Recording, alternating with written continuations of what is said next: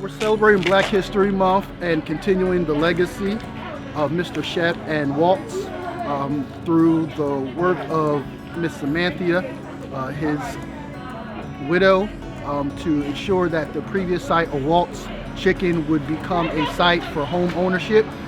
One of the commitments of Mr. Sheppard and Samantha was to ensure Black wealth creation through home ownership and investment in this Northeast corridor. And so today, thanks to Councilwoman Xanthia Oliver and Mayor Mike Brzezicki, we're here to see the culmination of that vision. So I used to come to Walt's and buy food every day, walk past here after leaving school. When I went to Howard High School, we would just stop at Walt's. I knew Mr. Walt personally, and I knew Larry, a gentleman who worked for him, and now he has his own Walt's on the west side.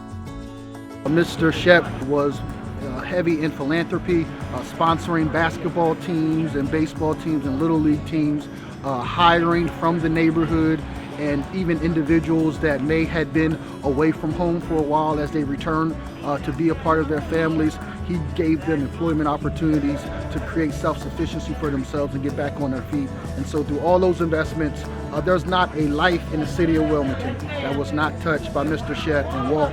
And I'm just thankful that through the commitment of Councilwoman Xanthia Oliver, we're able to bring this project to fruition today.